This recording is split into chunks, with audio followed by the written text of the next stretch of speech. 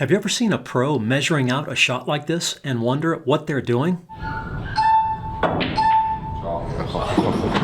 If so, you're in the right place. This video shows how to accurately aim shallow angle kick shots, rail first carom shots where the cue ball glances off one object ball to pocket another, and rail first kiss shots where an object ball glances off another into a pocket. If you learn and practice the techniques and systems in this video, you will be able to execute these types of shots with confidence.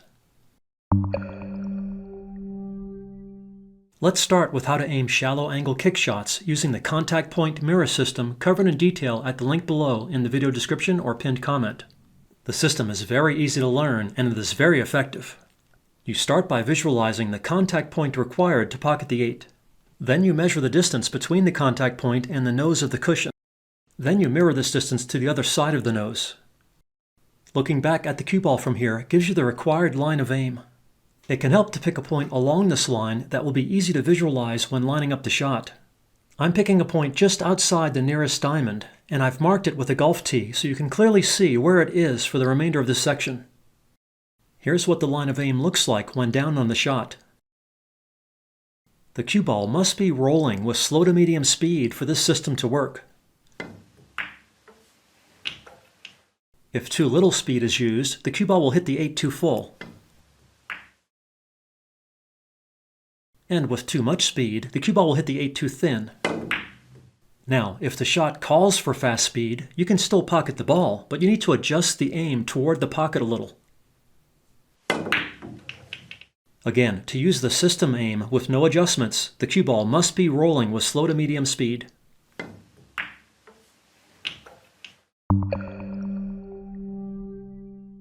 Another thing that will be very helpful to accurately aim rail first carom and kiss shots is the 30-degree roll peace sign technique. As with everything used in this video, all the details and lots of demonstrations can be found at the link below. For a wide range of cuts, if you point one finger in the direction the cue ball rolls toward the object ball, the other finger will point in the natural angle direction the rolling cue ball will head after the hit. Here, it predicts a scratch in the heart of the corner pocket. The powerful thing about this prediction is it works over a wide range of hits. The last shot was a center-to-edge half-ball hit. A much thinner quarter-ball hit here also scratches in the corner. And a much fuller three-quarter-ball hit also scratches. This cue ball path from the rail can be used to pocket a rail-first carom shot like this. The cue ball position in the previous shots was along the line of aim of the rail first carom shot. This same line of aim also works for a rail first kiss shot like this, where I can pocket the 8 for the win.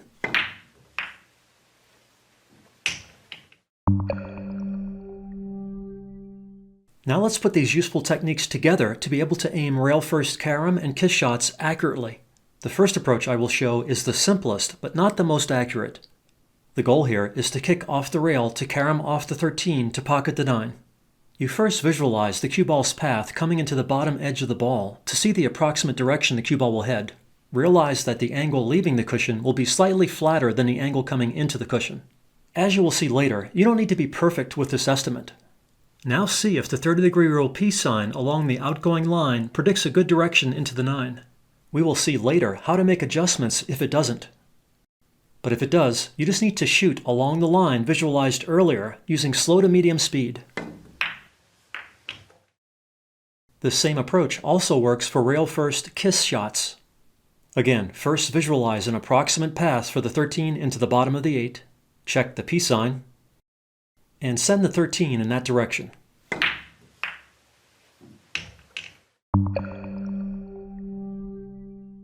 Now let's look at a more methodical way to find an accurate line of aim. Again, the goal is to carom off the 13 to pocket the 9. The shot direction estimation is the same as before, but now you also visualize the desired ghost ball position for the cue ball when it hits the 13.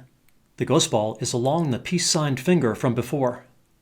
Now you visualize the point on the back of the ghost ball pointing at the target.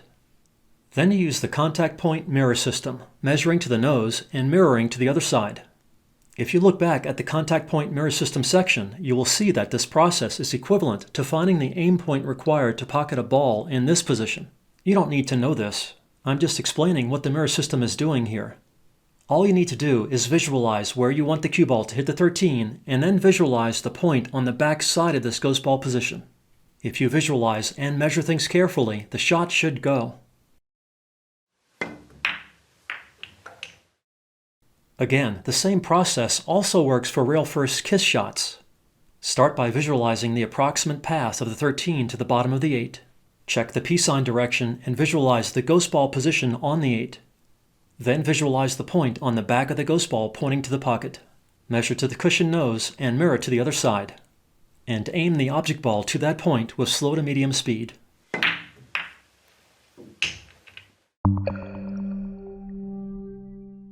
I know the procedure in the previous section might be a little complicated for some people.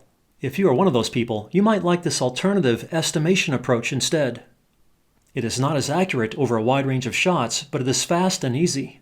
You start by visualizing the contact point on the 13 that would send it into the 9, even though we are planning to carom off the 13 to pocket the 9. Then you mirror the point to the other side. Then you find the midpoint of this segment. You can see that for this shot, the approximated aiming line is very good relative to the more accurate donut on the rail. As with the other approaches, this approximation also works for a rail first kiss shot. Again, mirror the contact point of the 8 and find the midpoint. This is probably close to what Chris, the magician, Melling, is doing in this ultimate pool example. He measures from the contact point to the nose, mirrors it to the other side. His pinky is at the mirrored point. Then he places his index finger between his pinky and the cushion nose to get the aim point for the striped 8 to kiss off the yellow closest to the pocket.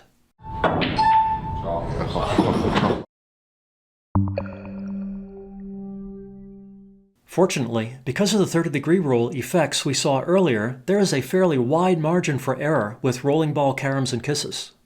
I have the accurate system aim marked with a golf tee on the donut, assuming a half ball hit on the 13. You can aim more to the right for a fuller hit on the 13 and the shot still goes. There is even more room for error aiming to the left for a thinner hit. When aiming and shooting shots like this, you always want to favor a hit slightly thinner than a half ball to give yourself the most room for error on both sides. Sometimes you might be forced to aim even thinner, for example by an obstacle ball blocking the desired shot line. If this is the case, you can just use more speed to make the even thinner hit work.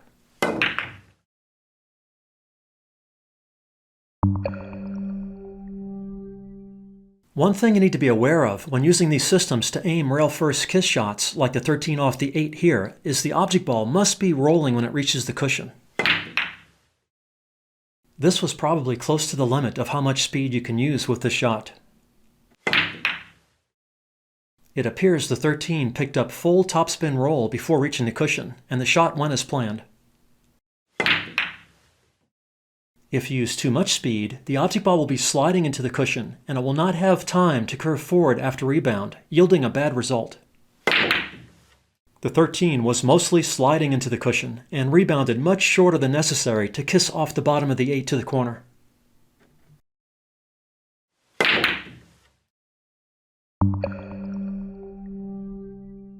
Sometimes, the natural angle for a carom or kiss will not be in a favorable direction. This section shows how you can adjust for this. Visualizing the shot direction and the peace sign natural angle shows that the cue ball will hit the bottom rail before the 8. This will pocket the ball here, but if you wanted or needed to get a different hit on the 8, you need to know how to adjust. One option is to instead aim for a thinner hit on the 13. Notice how I turn and shrink my peace sign angle slightly to account for the thinner hit. See the peace sign link below for more information and demonstrations on this. This gives me a new aiming line. Another option is to aim for a fuller hit. You also need to make adjustments when the object ball being hit by the carom or kiss is a lot closer to or farther from the rail. See the contact point mirror system link below for info and demos on how to do this. Sometimes the required shot angle will be so far off the natural angle direction, you won't always be able to adjust the shot direction with thinner or fuller hits. In these situations, you can use a sliding ball tangent line carom or kiss instead. You just need to aim for the cue ball to hit the 13 so the 90-degree rule tangent line heads to the target. You can use the equal distance kick shot aiming system linked below to visualize the shot line required to achieve this ghost ball position. Did you see how the faster shot speed made the cue ball mostly slide into the 13 and head off in the tangent line direction? Unfortunately, unlike with natural angle rolling ball caroms and kisses, tangent line kisses must be hit very precisely, leaving very little room for error. Changing my aim even just a little to the right results in a bad miss. And changing my aim even just a little to the left is also bad. Again, the hit needs to be very precise. That's why natural angle rolling caroms and kisses are preferred when possible. As always, see the links below in the video description or pinned comment for more information and examples. And good luck with your game from Dr. Dave!